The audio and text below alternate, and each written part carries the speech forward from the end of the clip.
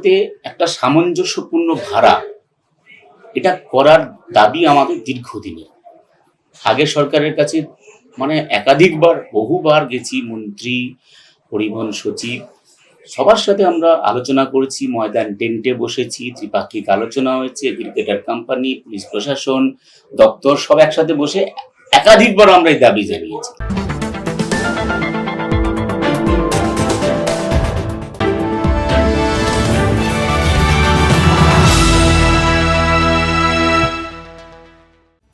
গত ২৭শে জুলাই সিটু নেতৃত্বে app cab চালকরা ক্যাবের ভাড়া বৃদ্ধি ও কমিশন সংক্রান্ত ১১ দফার দাবিতে সকাল ৬টা থেকে বিকেল ৬টা পর্যন্ত টানা ১২ ঘন্টা ধর্মঘট করে।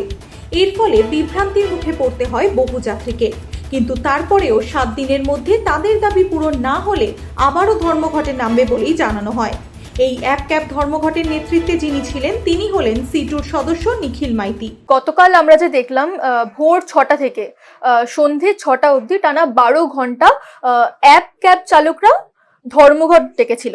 আপনি তার নেতৃত্ব দিয়েছিলেন, সিআইটিইউ নেতৃত্বে এই ধর্মঘটটা হয়। শোনা গেছে যে ১১টি দাবি, ১১ দফার দাবিতে এই ধর্মঘট। আমি আমার প্রথম প্রশ্ন, কি কি দাবি ছিল? প্রথমত হচ্ছে যে এটা দীর্ঘদিনের আমাদের লড়াই, বহুদিনের লড়াই। সেটা হচ্ছে যে পেট্রোল, ডিজেল, সিএনজির গ্যাস বাড়ার সাথে সাথে, যন্ত্রাংশের দাম বাড়ার সাথে সাথে বাজার দর যেমন থাকে, তার সাথে সাথে একটা সামঞ্জস্যপূর্ণ ভাড়া এটা করার দাবি আমাদের দীর্ঘদিনের। আগের সরকারের কাছে একাধিকবার বহুবার গেছি, মন্ত্রী, পরিবহন সচিব, সবার সাথে আমরা আলোচনা করেছি, ময়দান টেন্টে বসেছি, ত্রিপাক্ষিক আলোচনা হয়েছে, এগ্রিগেটর কোম্পানি, পুলিশ প্রশাসন, দপ্তর সব একসাথে বসে একাধিকবার আমরা এই দাবি জানিয়েছি যে এইটাকে রিস্ট্রাকচারিং করতে হবে। লাস্ট ভাড়া বেড়েছিল 2018 সালে। এক। ২ নম্বর হচ্ছে যে সিএনজি পাম্প যেটা আছে, পাম্পের সংখ্যা খুব কম, গাড়ির সংখ্যা বেশি। ৬ ঘন্টা ৭ ঘন্টা করে লাইন দিয়ে পাম্পে তেল ভরতে হচ্ছে, গ্যাস ভরতে হচ্ছে। সরবরাহ স্বাভাবিক নয়, এটা একটা আমার দাবি। ওই পাম্পে গেলে বিভিন্ন আরো পাম্পগুলো যেগুলো আছে, পেট্রোল ডিজেলের পাম্প, মহিলাদের জন্য নির্দিষ্ট কোনো শৌচালয় নেই। আমাদের অ্যাপ ক্যাবে আপনি দেখবেন প্রচুর মহিলা ড্রাইভার আছে। কালকে আপনারা দেখেছেন মিছিলে আমাদের সামনের সারিতে মহিলারা ছিলেন, সেগুলো নেই। ভিএলটিডি বর্তমানে একটা সবচেয়ে বড় সমস্যা, আরো একটা সমস্যা। যে ভিএলটিডি হচ্ছে কি বলুন তো, আপনি গাড়িতে উঠলে না দেখবেন একটা পিক পিক করে লাল দেখবেন একটা লাইট জ্বলছে, ওটা হচ্ছে ভিএলটিডি আর কি, লোকাল থানার সাথে ট্র্যাকিং সিস্টেম আর কি। একটা কোনো সমস্যা হলে ওখানে পুশ করলে লোকাল থানার সাথে ট্র্যাক হবে, ট্র্যাক হলে থানা থেকে পুলিশ টুলিশ এসে যা করা, ওইটা কোনো কার্যকরী না। আগের সরকার একটা কোম্পানিকে ধরে বসিয়েছিল, এই সরকার আবার নতুন একটা কোম্পানিকে নিয়ে এসছে বসাতে, সেখানে বলছে ১২ থেকে ১৫,০০০ টাকা। যার কোনো কার্যকরিতা নেই, সেটা আমি বসাবো কেন আমি? আর এতগুলো টাকা একজন ড্রাইভারের পক্ষে, চালকের পক্ষে দেওয়া কি সম্ভব? আমরা বলেছি এটা দায়িত্ব সরকারকে নিতে হবে। আইডি বন্ধের এগ্রিগেটর আইন অনুযায়ী ৩০ দিন সাসপেন্ড থাকতে পারে, তারপর খুলে দিতে হবে। দিনের পর দিন, বছরের পর বছর আইডি সব বন্ধ আছে, সেগুলোকে খুলে দিতে হবে। এবং আরো আছে পুলিশি হয়রানি আছে, লোকাল পেট্রোল পাম্পগুলো, সিএনজি গুলোতে লোকাল আগের তৃণমূল সরকারের সিন্ডিকেট রাজ, সেটা কোথাও কোথাও এখনো চলছে। এইরকম আরো আছে, যেটা হচ্ছে যে দেখবেন ৪ চাকা ২ চাকার সাদা প্লেট এবং হলুদ প্লেট, কমার্শিয়াল প্লেটের একটা দ্বন্দ্ব রয়েছে, দীর্ঘদিনের দ্বন্দ্ব রয়েছে। আগের সরকার কিছু নিয়ম তৈরি করেছিল। আমাদের কথা হচ্ছে সবাইকে একটা আইনি একটা আওতার মধ্যে সবাইকে আনা হোক। যারা সত্যিকার এই পেশাটায় থাকতে চায় তারাই এই পেশাটা করুক। পার্ট টাইম জব হিসেবে করতে গেলে ওদের কিন্তু পেটে লাথি মারা হয়ে যাচ্ছে। এরকম আরো আছে কয়েকটা, মোট ১১ দফা দাবিতেই আমরা দিন ১৫ আগে মিটিং করে ঘোষণা করেছিলাম যে ২৭শে জুলাই ১১ দফা দাবিতে সকাল ৬টা থেকে সন্ধ্যে ৬টা পর্যন্ত আমরা অফলাইন, আমরা স্ট্রাইক বলি না এটাকে, আমার গাড়ি, আমার ডিভাইস আমি অফ করবো। গাড়ি বেরোবে, সেটা যে বিক্ষোভের জন্য গাড়ি বেরোবে, মৌলালী যুব রামলীলা পার্ক থেকে আমরা কালকে বিক্ষোভ মিছিল করে আমরা পরিবহন দপ্তরের কাছে যাই। সেখানে পুলিশ যেমন আটকায় আমাদের আটকেছে, শান্তিপূর্ণ, সবটাই শান্তিপূর্ণভাবে করেছি। তারপরে পরিবহন সচিব ছিলেন না, আমরা অ্যাডিশনাল সচিবের কাছে ডেপুটেশন দিয়েছি, তিনি ৭ দিন সময় চেয়েছেন। এই যে E20 ইথানল 20% ইথানল বলছে পেট্রোলের সঙ্গে মেশানো হচ্ছে, এর ফলে গাড়িগুলো বলা হচ্ছে খুব তাড়াতাড়ি খারাপ হয়ে যাওয়ার সম্ভাবনা রয়েছে। এমনকি তার জন্য দামের সঙ্গে কিন্তু কোনো আপোষ করছে না সরকার। তাহলে কি ইথানল নিয়ে এই যে একটা বড় দেশব্যাপী আন্দোলন হতে চলেছে, সেটার নেতৃত্ব কি CITU দেবে বলেই এখন আমরা ভেবে নিতে পারি? অবশ্যই অবশ্যই তার রূপরেখা গোটা দেশে আমাদের তৈরি হয়েছে। ইথানল মানে E20 তো মানে আমরা যেটা বুঝি সেটা হচ্ছে যে মানে 80% 80% তো পেট্রোল আর হচ্ছে যে 20% ইথানল। ইথানল কি একটা জৈব অ্যালকোহল আর কি, আমরা জানি। যেটা গাড়িতে গেলে যেটা সমস্যা তৈরি হচ্ছে, যেটা হচ্ছে যে ইঞ্জিন বসে যাচ্ছে, প্রথম তো স্টার্ট দেওয়া, গাড়ি স্টার্ট যদি না হয় ঠিক মতো করে, প্রায় ধরুন 10 মিনিটের কাছাকাছি লেগে যাচ্ছে স্টার্ট দিতে। সেলফ স্টার্টার বলুন, এমনি চেপে বলুন, সমস্যা হচ্ছে।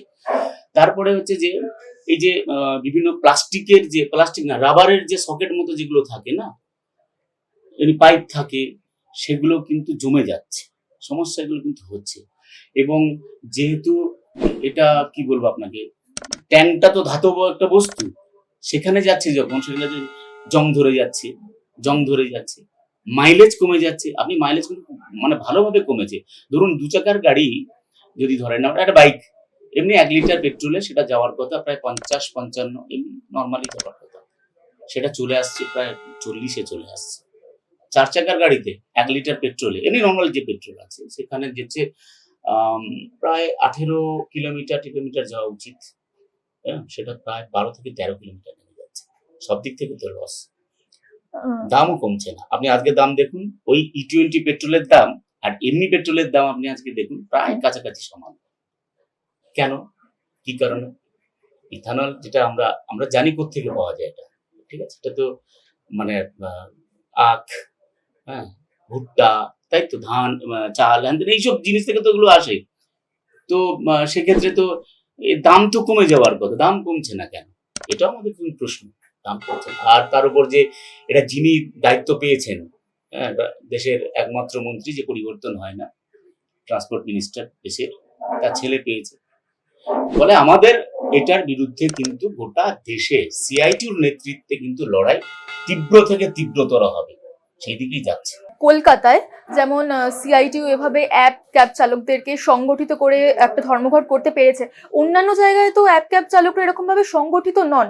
তো অন্যান্য জায়গায়, উত্তর ভারতেই ধরতে গেলে, সেখানে তাদেরকে কারা সংগঠিত করবে? এই আন্দোলনে নামার জন্য কারা সংগঠিত করবে? এটা শুনুন, আমাদের all India road transport federation আছে অলরেডি।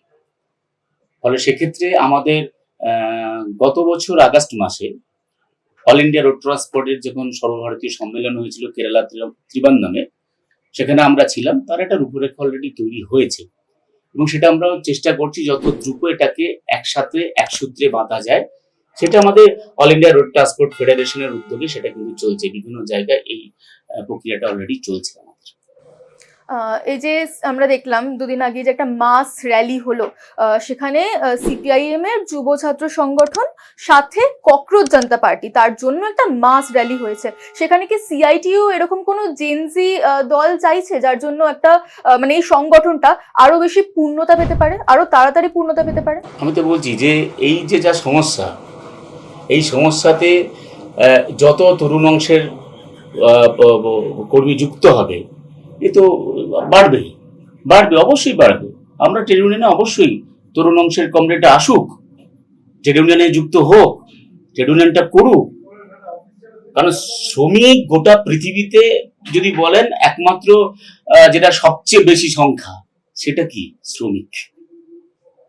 ফলে সমস্ত অংশের শ্রমিক তো আছে, অল্প বয়সী শ্রমিক যেমন আছে, মাঝবয়সী শ্রমিকও আছে, আরেকটু বয়সে বড় সেও শ্রমিক আছে। তবে তরুণ অংশের মানুষকে তো এর সঙ্গে যুক্ত হতেই হবে, অবশ্যই হতে হবে। এই লড়াইকে আরো তীব্র করতেই হবে। আমরা দেখে এসেছি মানে C2 বা অন্যান্য যে সমস্ত প্ল্যাটফর্মগুলো রয়েছে, তাদের এই যে প্রতিবাদ করার যে ধরনটা, সেটা কিছুটা পুরনো। কারণ এখন প্রতিবাদ করার একটা নতুন ধরন এসেছে, সোশ্যাল মিডিয়া। সেইখানে সবাই মিলে বিশেষ করে জেনজিরা প্রতিবাদ করে, তার জন্যই এই যে ককরোচ জনতা পার্টির এত বড় একটা বিক্ষোভ, সেটা পূর্ণতা পেল। C2 কি এরকম কোনো প্রসেসের কথা ভাবছে যে নিউ জেনারেশনকে দিয়ে নতুন ভাবে প্রতিবাদ করানো যেতে পারে? হ্যাঁ, নিশ্চয়ই ভাবছে, অবশ্যই ভাবছে। সেটা কি হবে? আপনি দেখবেন আমাদের গতকালের যেটার জন্য আপনি প্রথমে বলেছেন, আপনি গতকালের যে আমাদের এই ওলা উবের অ্যাপ ক্যাবের যে স্ট্রাইক মানে অফলাইন ডে বা বিক্ষোভ যেটা হয়েছে, আমাদের বহু মানে ক্যাব চালক আছেন, তারা বিভিন্ন রকমের সুন্দর সুন্দর গান, স্লোগান, সেগুলোকে সুন্দর তৈরি করে সোশ্যাল মিডিয়াতে তারা ছেড়েছে। হচ্ছে তো, হবে না কেন? নিশ্চয়ই হবে, হচ্ছে।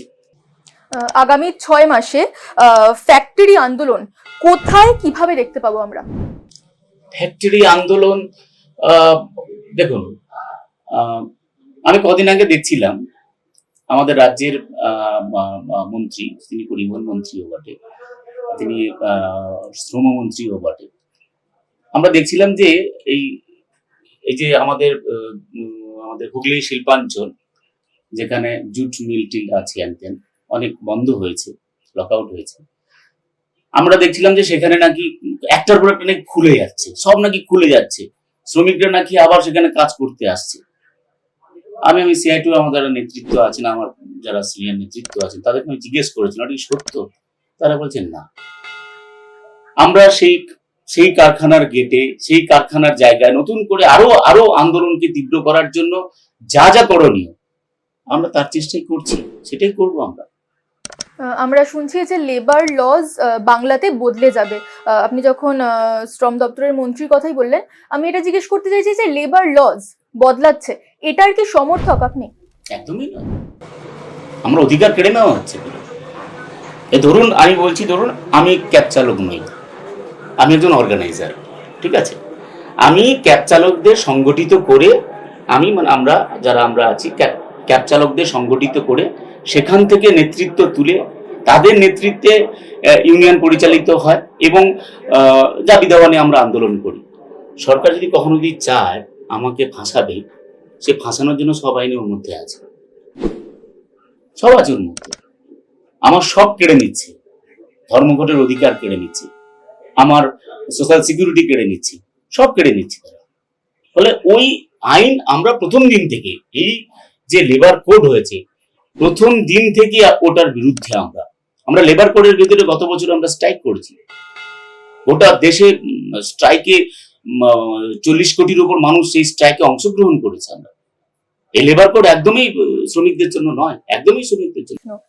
যেখানে আপনারা অ্যাপ ক্যাব চালকদেরকে সংগঠিত করেছেন, ডেলিভারি বয়েজ তারাও তো কোথাও গিয়ে এই একই সমস্যার কিছুটা শিকার, তাহলে তাদেরকে কেন একজোট করেননি এই ধর্মঘটটায়? গতকাল যে আমরা ধর্মঘটটা দেখলাম, সেখানে ডেলিভারি বয়েজরা ছিল না? ডেলিভারি বয় তো সবাই না, যেমন আমরা অ্যাপ ক্যাব চালক বুঝেছি, যেটা আমরা সাধারণত আমাদের যেটা আছে সেটা আমরা সাধারণত যাত্রী পরিবহনের আমাদের কাজ করি, ঠিক আছে? তার মধ্যে 4 চাকা আছে, 2 চাকা আছে, যাত্রী পরিবহনের আমরা কাজ করছি। আমরা সবার কাছে অ্যাপিল করেছিলাম, আর অ্যাপিল করেছিলাম বলে আমি আপনাকে বলে দিই, শুনুন, আমাদের প্রায় 30 থেকে 35 হাজার হচ্ছে যে এই পরিবহন শ্রমিক, তারা কিন্তু এটাতে অংশগ্রহণ করেছে। যারা বাইক চালক আছে তারা দেখুন অনেক অ্যাপ তাদের কাছে আছে, তারা তো অংশগ্রহণ করেছে। সকাল 6টা থেকে সন্ধ্যে 6টা পর্যন্ত তারা এই অফলাইন ডেতে তারা অংশগ্রহণ করেছে। মানে বলছেন ডেলিভারি বয়েজরাও এখানে অসংখ্য অংশগ্রহণ করেছে, অসংখ্য বলে দেবো আমি। আচ্ছা, তাদের নাম বলে দেবো, এক ধরে ধরে তাদের আমি বলছি নাম বলে দেবো, আপনি গিয়ে কথা বলে নেবেন কালকে কোথায় ছিল। পরবর্তীকালে আমরা এই ধর্মঘটটাকে এগিয়ে নিশ্চয়ই যেতে দেখবো। আমরা কাল বলে এসেছি, আমাদের অ্যাডিশনাল সচিবকে আমরা কাল বলে এসেছি 7 দিন সময় উনি চেয়েছেন, আমরা দিয়েছি। কিন্তু 7 দিনের মধ্যে যদি কোনো পজিটিভ কিছু না আসে, তাহলে কিন্তু এমন হতে পারে এই অফলাইন যে কোনো মুহূর্তে দীর্ঘ হতে পারে। আমরা এই কথাও কালকে বলে এসেছি। কারণ আমার গাড়ি, আমার তেল, আমি নিজে ড্রাইভার, যন্ত্রাংশের খরচ আমার, সব আমার। ক্যাব কোম্পানিগুলো আমাকে প্যাসেঞ্জার ধরে দিচ্ছে, তার বিনিময়ে সে আমার সঙ্গে যা করছে আমাকে বলে পার্টনার, আমি নাকি তার ড্রাইভার পার্টনার। আমরা কি জানি পার্টনার মানে কি? কোনো কোম্পানির যদি কেউ পার্টনার হয়, সেক্ষেত্রে তার লভ্যাংশের শেয়ার তার পাওয়ার কথা। আমরা কি পাই? কোনো সামাজিক সুরক্ষা নেই, কিচ্ছু নেই। জিজ্ঞেস করেছিল যে আপনাদের এই যে সামাজিক সুরক্ষার কথা বলছেন, আমরা বলেছি যে অ্যাক্সিডেন্ট বেনিফিট সহ আরো যে ফেসিলিটিস গুলো আমাদের পাওয়ার কথা সেটা আপনারা তো দিচ্ছেন না। কি করে দেবো? দেওয়ার জায়গা আছে, আপনারা কথা বলুন, মিটিং এ বসুন, কিভাবে দিতে হয় আমরা বলে দিতে পারবো। তাও আমরা বলে এসেছি যে দেখবেন আপনি চার্জটা কাটছেন, ঠিক আছে, কাটছেন, আপনি কাস্টমারের থেকে কাটছেন, সেখানে আপনি 5 পয়সা 10 পয়সা নিয়ে যদি একটু ভাবেন যে 5 পয়সা 10 পয়সা 15 পয়সা আমি এক্সট্রা নেবো, এখান থেকে যে পরিবহন শ্রমিকরা এত পরিষেবা আমাদেরকে দিচ্ছে তাদের ভবিষ্যৎকে মাথায় রেখে এটাকে যদি আমরা জমাতে পারি, ঠিকঠাক করে জমাতে পারি, তাহলে ওদেরকে অনেক কিছু ফেসিলিটিস দেওয়া যায়।